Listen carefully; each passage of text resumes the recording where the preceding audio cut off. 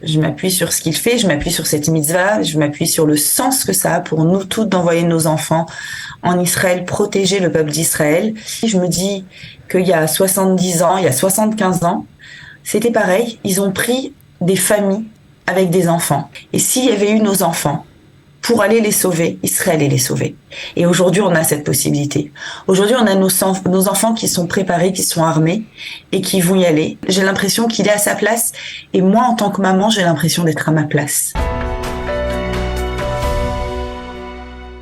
Et on a décidé ce matin de donner la parole à Mariacha Drey. Mariacha Drey qui est la maman d'un soldat valeureux qui est au front. Voilà, alors on va peut-être même passer tout à l'heure un petit message. Mariacha, bonjour. Oui, bonjour. Je ne sais pas si vous m'entendez. On vous entend très bien, on vous voit, tout est parfait. Boker Tov.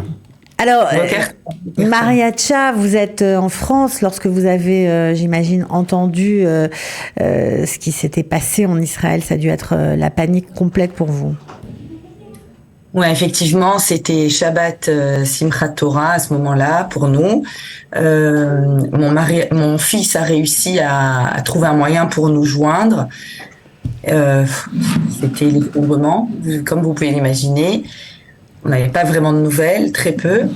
Mais dès que c'était pour nous le deuxième jour de fête, on a pu avoir immédiatement les autorisations pour qu'un non-juif, la femme de ménage, a pu l'appeler en FaceTime, en vidéo. Et voilà, c'était une des fêtes très particulières pour nous. On a passé plusieurs appels, on a réussi à l'avoir plusieurs fois au téléphone. Il nous donnait des nouvelles régulièrement de lui, de son unité.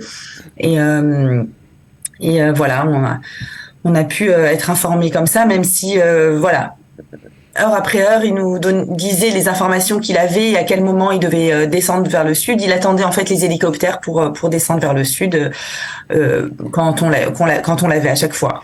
Alors, quelle a été votre réaction immédiate lorsque vous avez vu toutes ces nouvelles terribles? Qu'est-ce que vous avez fait? Très, très compliqué. Première réaction, on a beaucoup, beaucoup pleuré. Enfin, moi, j'ai été envahie, très très très envahie. J'ai hurlé. Notre tête, elle imagine le pire. C'est horrible. On n'arrive pas plus du tout à contenir. C'est un peu le chaos en fait. C'est le chaos. Information. En plus, c'est la fête ici. Et alors, en fait, c'était Simchat Torah. Alors même si ça avait pas beaucoup de sens pour nous d'aller à Simchat Torah, Simchat Torah était plus ou moins maintenu en France. Je suis allée pour amener mon petit dernier de 6 ans. Et là-bas, j'ai rencontré une amie à moi qui est aussi une maman de soldats isolés. Et ça m'a fait énormément de bien parce que elle avait plus de self-control que moi. C'est mon amie Hadassah Tebol. Et lui parler, en fait, ça m'a apaisée. J'ai senti une sorte d'unité en elle. Je sais pas, elle était déjà arrivée au passage plus confiant. Elle arrivait déjà à mettre des mots. Moi, j'étais vraiment encore dans quelque chose de très chaotique. Et donc voilà, c'est ça en fait qui m'a donné. Au début, c'est ça qui m'a donné des forces, de rencontrer une autre maman qui vivait la même chose et qui arrivait à le vivre à ce moment-là mieux que moi.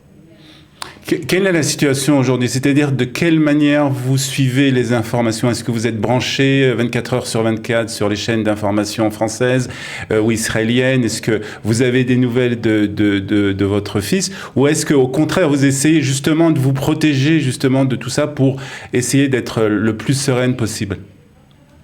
Ouais, alors évidemment, la première réaction à la sortie de la fête, c'était de se brancher sur tout, de tout regarder. On nous a dit de surtout pas regarder des vidéos inquiétante, donc on a essayé de limiter, on a essayé de filtrer ce qu'on voyait, mais ça restait trop, et les réactions, elles étaient vraiment en montagne russe.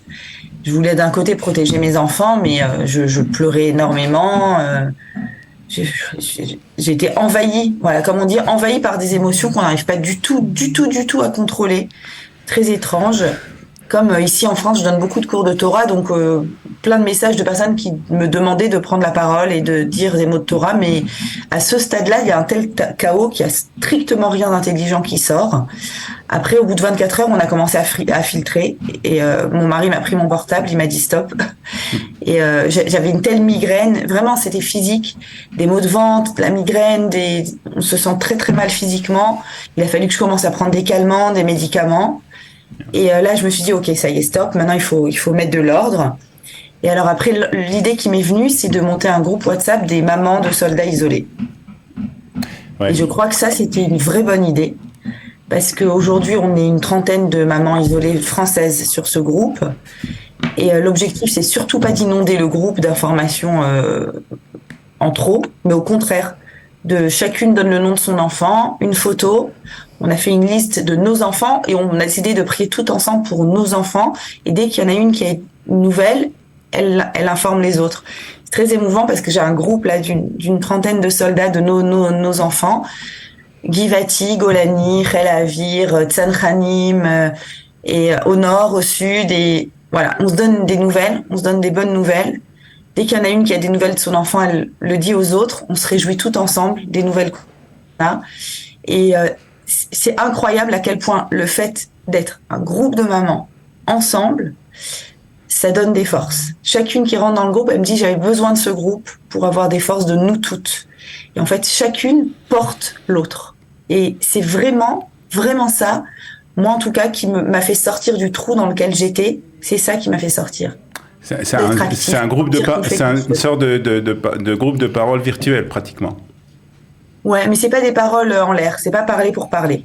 C'est parler efficace, en sentant qu'on est toutes là et que, de tout temps, depuis l'époque de Pharaon, on a vu que quand Pharaon il a décrété la mort, Pen Yirbu, les femmes étaient là et elles ont dit Ken Yirbu.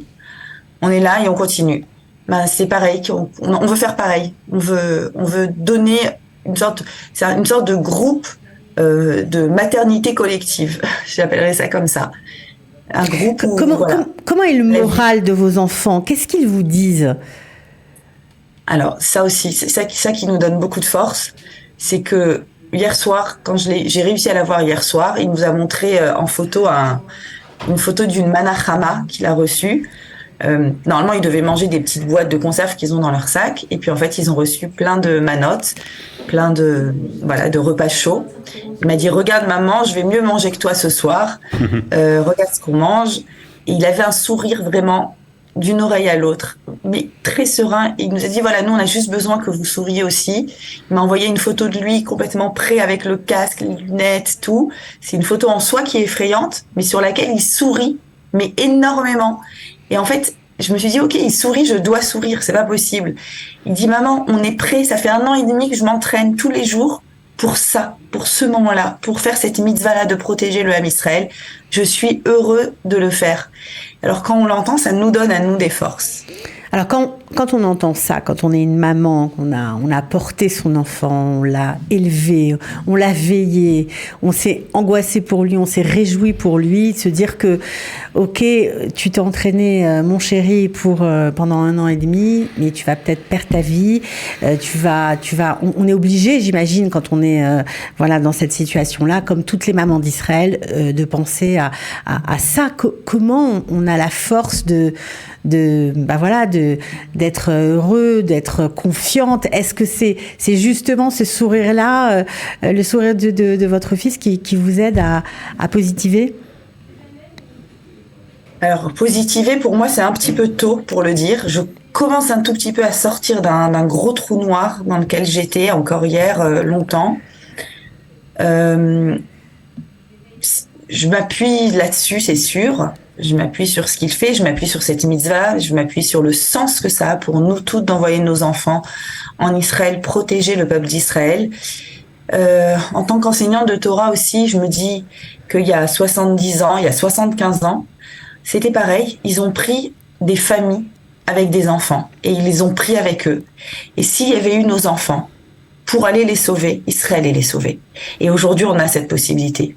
Aujourd'hui, on a nos enfants qui sont préparés, qui sont armés et qui vont y aller. Et c'est ça, c'est exactement j'ai l'impression qu'il est à sa place.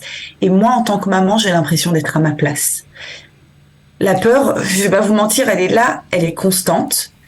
Il y a des amis qui m'ont donné des conseils d'avoir un mantra, une force positive. Moi, je me répète toute la journée le verset Hachem Yilachem Lachem. C'est Dieu qui va combattre pour vous. Et ça donne vraiment des forces d'avoir un mantra, d'avoir un verset qu'on se répète sans arrêt, de devoir aussi porter les autres mamans. On se porte. Et aussi une autre chose, j'ai constaté, ça c'est empirique, que quand je suis trop dans mes pensées, je sombre très rapidement. Par contre, ce qui me donne la force, quand on était dans le jour où c'était nous Simchat Torah et qu'on l'avait en face de nous en vidéo, à un moment, on s'est mis avec tous mes enfants en face de lui et on a dit, OK, maintenant on va chanter. Et mais tous mes enfants font de la musique, ils se sont mis en face et ils ont commencé à chanter avec mon fils Netanel, Acheinu Kol Bet Israël, Anetonim Batsara, cette fameuse chanson, Hachem Yerachem Alechem. Et ma fille qui a 12 ans à ce moment-là, elle s'est littéralement effondrée dans des cris de sanglots. Et à ce moment-là, il a fallu que je la prenne et que je la tienne fortement. Et moi, j'avais plus le droit de pleurer. D'abord, il fallait pas qu'on pleure en face de lui. Et donc, je l'ai prise de côté et j'ai dit, maintenant, ça y est. Maintenant, t'es forte, regarde comme il est fort. Et j'ai senti que quand je dois porter quelqu'un, c'est moi qui suis forte. Bien sûr. Alors, j'ai compris que c'était ça, en fait, notre force. C'est de porter des autres. Je crois que les mamans, c'est pour ça aussi que c'est un groupe de mamans. Les mamans, c'est ça notre force. On doit être là pour porter les autres. Et à ce moment-là, on a de la force. Alors, donc, Mariacha, les femmes qui sont mamans de soldats seuls en Israël ne connaissent peut-être pas encore votre groupe. Est-ce qu'il y a possibilité d'y rentrer? Comment on peut faire pour vous joindre, tout simplement? Tout à fait. Aujourd'hui, je crois qu'il y a 26 mamans, mais je pense qu'on est beaucoup plus que ça. On est beaucoup plus que 26 mamans de soldats isolés. Je leur propose de m'envoyer un message et je les intègre directement au groupe. Et voilà, on sera là, on sera dans une chaîne de solidarité tout ensemble et avec l'aide d'Hachem, ils vont tous rentrer en bonne santé et heureux à la maison. Eh ben c'est tout ce qu'on souhaite. Amen, vraiment. amen. Voilà, exactement. Que des bonnes nouvelles. On peut donner votre numéro de WhatsApp alors pour ceux qui en ont besoin. OK. Alors vraiment on vous souhaite le meilleur. Bravo pour votre initiative. Bravo. Vous réchauffez le cœur de tout le monde. Bon courage, on est sûr que ils reviendront tous, en tout cas on le souhaite de tout cœur. Bari Veshalem, comme on dit en hébreu, entier et en bonne santé. Amen, on va finir avec des images de soldats, Olivier. Ah oui. Ben, il faut bien. Voilà, on va regarder ça tout de suite. Merci beaucoup, Mariacha Drey. Merci. Salut tout le monde, on est dans les bus. Ça y est, on est arrivé. Ça va pas tarder à commencer. Mais Hachem, on va tous les anéantir. Baruch Hashem, on est tous portés par votre filote. Continuez à prier, c'est super important. On est là. On va essayer de protéger notre peuple de la meilleure manière possible. On est tous très très heureux de pouvoir faire cette mitzvah. Et on se revient très très vite, Bezrat Hashem.